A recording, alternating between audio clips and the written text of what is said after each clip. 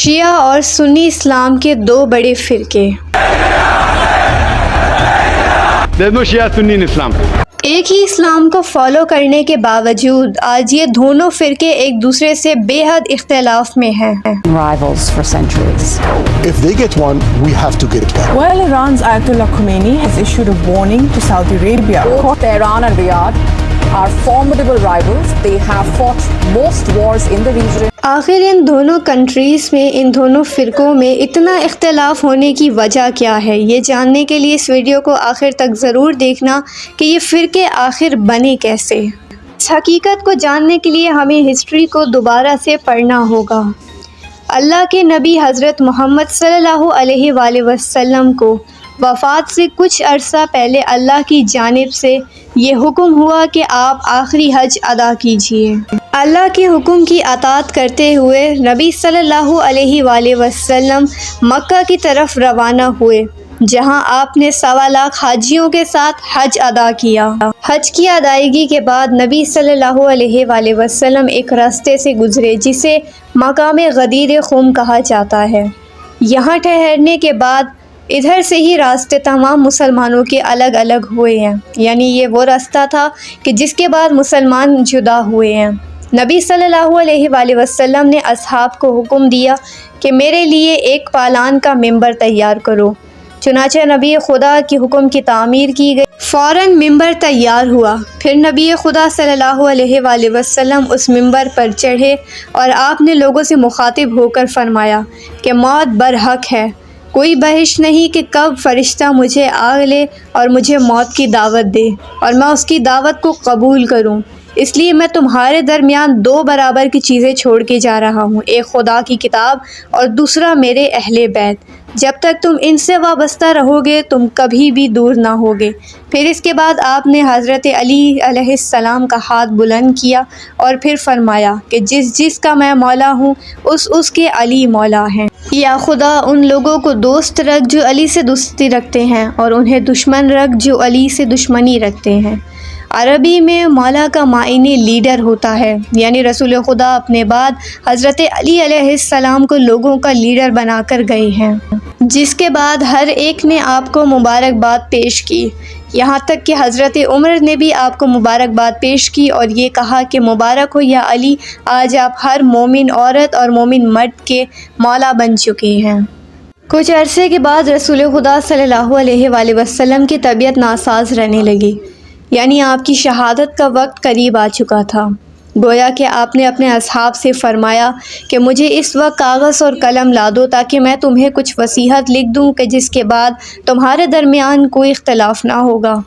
لیکن اصحاب میں سے ایک نے یہ کہا کہ رسول خدا بیماری کی وجہ سے اس طرح کی بہکی بات کر رہے ہیں اور ہمارے لیے تو قرآن کافی ہے، کیونکہ قرآن ہے تو ہمیں کسی بھی حدیث کی ضرورت نہیں۔ جس میں کچھ اصحاب نے آپ کے حکم کی تعمیل کرنے کے بارے میں سوچا، لیکن وہیں کچھ وہ تھے کہ جنہوں نے اس بات کو دبانے کی کوشش کی اور یہ کہہ دیا کہ اس کی ہمیں کوئی ضرورت نہیں ہے، ہمارے لیے قرآن کافی ہے۔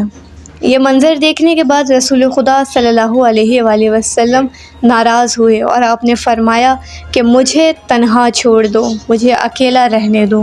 نبی صلی اللہ علیہ وآلہ وسلم اس وقت جو نصیحت لکھ کر مسلمانوں میں چھوڑ جانا چاہتے تھے وہ وصیت تھی کہ میرے بعد جس کو خلیفہ امت بنایا جائے وہ یقیناً علی ابن ابی طالب ہیں۔ لیکن یہ کاغذ قلم نہ دینے کی وجہ سے ہی آج مسلمانوں میں وہ اختلاف جاری ہے کہ جس میں آج بھی جھگڑے چل رہے ہیں۔ یہی وہ مقام ہے کہ جہاں سے شیعہ اور سنی کا اختلاف جاری ہوا اور آج تک اس بات میں بحث چلتی رہتی ہے، جبکہ اہل سنت کی معتبر کتابوں میں یہ حدیث منعقد ہے کہ رسول خدا نے آخری وقت فرمایا کہ مجھے کاغذ اور قلم لا دو تاکہ میں تمہیں کچھ لکھ دوں کہ جس کے بعد تمہارے درمیان کوئی اختلاف اور جھگڑا نہ ہوگا۔ امت میں سب سے زیادہ اختلاف خلافت کو لے کر ہی ہوا ہے، چنانچہ رسول خدا نے اس آخری مقام پر اسی وجہ سے کاغذ اور قلم مانگا تھا تاکہ لوگوں کے درمیان کوئی اختلاف باقی نہ رہے اور نہ ہی لوگ گمراہ ہوں۔ لیکن کاغذ اور قلم نہ دینے کی ہی وجہ ہے کہ آج لوگ گمراہ بھی ہیں اور آپس میں اختلاف بھی رکھتے ہیں۔ حضرت عبداللہ ابن عباس جو رسول خدا کے چچا زاد بھائی تھے، وہ خود فرماتے ہیں کہ اگر آخری وقت میں رسول خدا کی اس نصیحت کو مان لیا جاتا تو آج امت میں یہ اختلافات اور یہ جھگڑے نہ ہوتے۔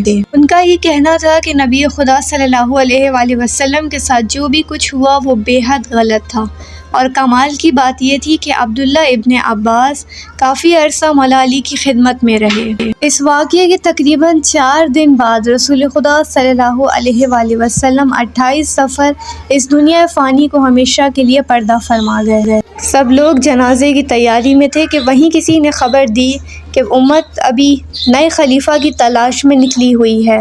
چنانچہ سبھی لوگ رسول خدا کے جنازے کو چھوڑ کے خلیفہ چننے کے لیے نکل پڑے، اور ادھر سوائے مولا علی علیہ السلام کے کوئی بھی رسول خدا کے پاس نہ تھا۔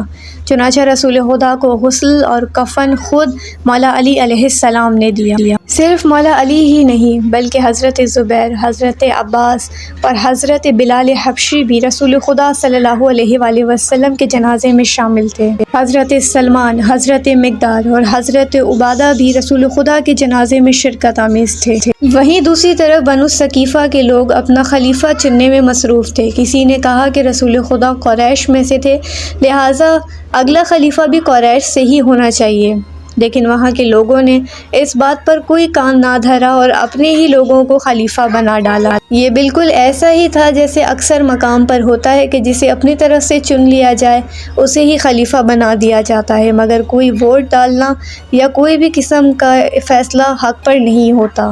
یہی وہ جملہ ہے کہ جس کی وجہ سے آج تک اہل سنت اور اہل تشیع میں جھگڑا لگا ہوا ہے، اس لیے کہ اہل تشیع کے ہاں اگر رسول خدا کو کاغذ قلم دے دیا جاتا تو وہ اپنا خلیفہ صرف مولا علی کو بنا کر جاتے۔ امت نے نہ رسول خدا کو کاغذ قلم دیا، نہ ان کی بات کو تسلیم کیا جو مقام خم پر آپ نے فرمائی۔ حاضر اہل تشیع میں اسی بات کو مانا جاتا ہے کہ رسول خدا کے بعد مولا علی علیہ السلام امت کے رہبر تھے، لیکن امت کے لوگوں نے آپ سے آپ کا یہ حق چھینا ہے، اور اسی اختلاف کی وجہ سے یہ جھگڑے اب تک جاری ہیں، جن کا فیصلہ یقیناً بروز محشر ہوگا کہ کون حق پر ہے اور کون باطل پر۔ Subscribe for more videos.